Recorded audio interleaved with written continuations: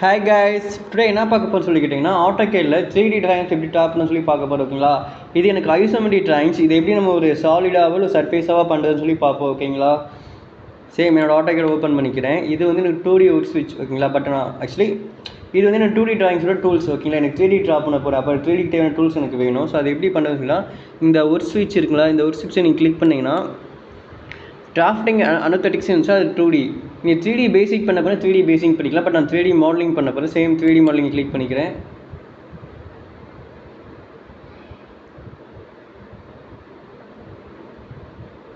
So எனக்கு 3D modelling பண்ண தேவையான எல்லா டூல்ஸ் ஓப்பன் ஆகிடுச்சு. பார்த்தீங்களா, பாக்ஸ், எக்ஸ்ட்ரூ, இதெல்லாம் 3D மாடலிங் பண்ணுறதுக்குரிய எல்லா டூல்ஸுமே. ஓகேங்களா, ஸோ இதை பற்றி இதெல்லாம் பற்றின ஒரு வீடியோ போட்டிருக்கோம், பார்க்காம போய் பார்த்துட்டு வாங்க. ஓகேங்களா, ஸோ அதே மாதிரி என்னோடய வியூ இது வந்து 2D view. X and Y வந்து 2D வியூ. இஜெட் இருந்தால் மட்டும்தான் எனக்கு 3D வியூ. ஓகேங்களா, சேம் என்னோடய வியூவை மாற்றி ஹோம் ஐக்கனை கிளிக் பண்ணி வியூவை மாற்றிக்கலாம். ஸோ இந்த இடத்துல ஹோம் ஐக்கனுக்கு அதை கிளிக் பண்ணிக்கோங்க. ஸோ கிளிக் பண்ணால் 3D வியூ சேஞ்ச் ஆகிடும். இப்போ நம்ம டயக்ராம் எடுத்துக்கிறோம். ஓகேங்களா, ஸோ இதுதான் என்னோடய டயக்ராம். எனக்கு இந்த டிஸ்டன்ஸ் எவ்வளோன்னு கேட்டிங்கன்னா 10. ஓகேங்களா, 10 இல்லை 1. ஸோ எனக்கு இந்த டிஸ்டன்ஸ் 1, இந்த டிஸ்டன்ஸ் 2. ஓகேங்களா, அதே மாதிரி இந்த டிஸ்டன்ஸ் 2 ஆகும். அப்போ 2 + 2 4, 4 + 1 5. ஓகேங்களா, எனக்கு இந்த டிஸ்டன்ஸ் 3. ஸோ நம்ம ஒரு ரெக்டாங்கிள் ட்ரா பண்ண போகிறோம். ஒரு ரெக்டாங்கிள் கிளிக் பண்ணிக்கிறேன். ஓகேங்களா, சேம் இந்த டிஸ்டன்ஸ் எனக்கு 5, அந்த டிஸ்டன்ஸ் எனக்கு 1. டேப் கொடுத்து 3 மாற்றிக்கிறேன். ஓகேங்களா, இப்போ எனக்கு என்னோடய பேஸ் பாயிண்ட் கிடச்சிருச்சு. ஸோ நெக்ஸ்ட்டு பார்த்தீங்கன்னா எனக்கு இந்த சைடு ஒரு 2 சேம் லைன் எடுத்துக்கிறேன்.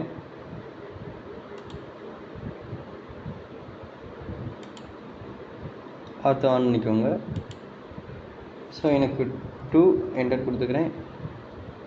அப்படியே இந்த பாயிண்டில் ஜாயின் பண்ணிக்கோங்களா. ஸோ அதே மாதிரி இங்கே வந்து அதே 2 தான், என்டர்.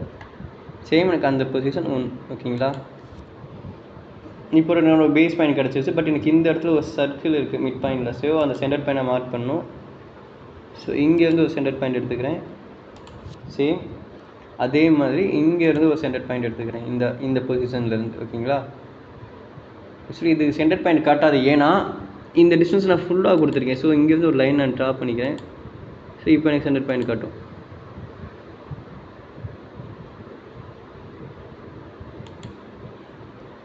இப்போ ஜாயின் பண்ண இந்த இடத்துல ஒரு சர்க்கிள் வேணும். ஓகேங்களா, சேம் என்னோட டயக்ராம் ஓப்பன் பண்ணிக்கிறேன். ஸோ அதோட டயா எவ்வளோன்னு சொல்லி கேட்டிங்கன்னா, இங்கிட்ட வந்து எனக்கு 1.5. ஓகே, அவனுக்கு சென்டர் கிடையாது, அவன் டிஸ்டன்ஸ் கொடுத்துருக்கேன். நான் ஒரு மிஸ்டேக் பண்ணிட்டேன். ஓகேங்களா,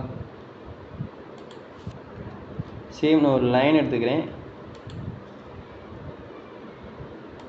எனக்கு இந்த சைடில் வந்து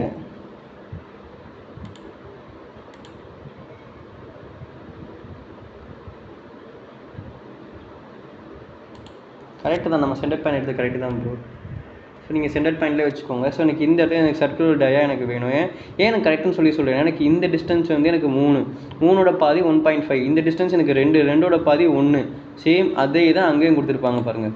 ஸோ இந்த சைடு 1.5 கொடுத்துருக்காங்களா, சேம் இந்த சைடு எனக்கு 1 கொடுத்துருக்காங்களா. ஸோ நம்ம சென்டர் எடுத்தது கரெக்ட் தான். ஸோ இதை ரேடியஸ் அவங்க கொடுக்கல, பட் நம்ம அசைன் பண்ணி போட்டுக்கிறோம். சர்க்கிளில் கிளிக் பண்ணிக்கிறேன், என்னோடய சென்டர் பாயிண்ட். ஸோ ரேடியஸ் வந்து நான் 0.5 கொடுத்துக்கிறேன். ஓகேங்களா, நெக்ஸ்ட்டு இதோட ஹைட் எவ்வளோ கொடுத்துருக்காங்கன்னு சொல்லி பார்த்தீங்கன்னா,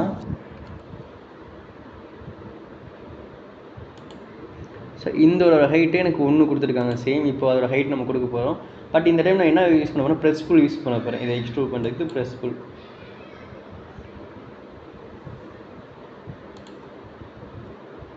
அதை வெயிட் பண்ணுங்கள், ஸ்லோ வந்துடுச்சு. ஸோ உங்களுக்கு எந்த பவுண்ட்ரிக்கில் வேணுமோ அந்த பவுண்ட்ரி கிளிக் பண்ணிவிட்டு எவ்வளோ ஹைட் வேணும்னு சொல்லி நீங்கள் கொடுத்துக்கலாம். ஸோ எனக்கு வந்து 1 கொடுத்துருக்காங்க, 1. சேம் அதே மாதிரி இதோட எனக்கு ஹைட்டும் எனக்கு 1. பட் இதோட ஹைட்டு எவ்வளோன்னு கேட்டிங்கன்னா 0.5. 0.5 எங்கே கொடுத்துருக்காங்கன்னு சொல்லி கேட்டிங்கன்னா, சேம் இதோட ஹைட்டு 1 கொடுத்துட்டாங்களா. பட் எனக்கு இந்த பொசிஷன்லேருந்து இந்த பொசிஷன் 0.5. அப்போ கீழே இந்த பொசிஷன் இந்த பொசிஷன் எனக்கு எவ்வளோ இருக்குன்னா 0.5 இருக்கணும். ஸோ அதனால மற்ற 0.5 கொடுத்துருக்கு. ஓகேங்களா, ஸோ இப்போ பார்த்தீங்களா நமக்கு கன்வெர்ட் ஆகிடுச்சுங்களா 3D ஆப்ஜெக்டாக. இருங்க, இது பார்க்க லைனாக இருக்குது, பட் எனக்கு சாலிடாக தெரியலன்னு சொல்லி கேட்டிங்கன்னா 2D ஒயர் ஃப்ரேம் வியூவில் இருக்குது. சேம் இங்கே போய்ட்டு ரியலிஸ்டிக் வியூ மாற்றிக்கிறேன். ஓகேங்களா, இப்போ எனக்கு சாலிடாக வந்துருச்சுங்களா. இனிமேல் நம்ம மெட்டீரியல் அப்ளை பண்ணுவோம். ஸ்டீல் மெட்டீரியல் எம் கொடுத்து material M A material browser match அது sir mat match the browser material. Okay, material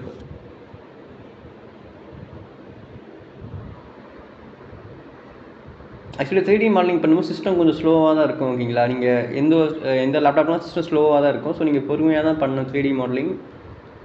so என்னோடய ஹோமை கிளிக் பண்ணிக்கிறேன். எனக்கு AutoCADல ஸ்டீல் வேணும். Stone material would all paint cover metal. So metal எடுத்துக்கிறேன். எனக்கு வந்து க்ளோரியஸ் மெட்டல் சேம். இதை அப்படியே ட்ராக் பண்ணி இங்கே அப்ளை பண்ணிக்கிறேன்.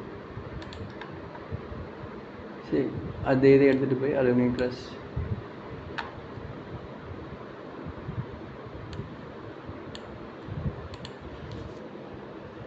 இந்த மெட்டீரியல் அப்ளை பண்ணிட்டேன்னா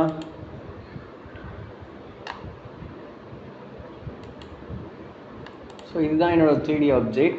இது ஒன்லி நீங்கள் மெட்டீரியல் அப்ளை ஒன்லி ரியலிஸ்டிக் வியூவில் பார்த்தா மட்டும் தான் மெட்டீரியல் தெரியும். இது நீங்கள் வேறு எந்த ஒரு வியூவில் வச்சா சேட் வியூவில் வச்சா கூட உங்களுக்கு மெட்டீரியல் தெரியாது. ஓகேங்களா,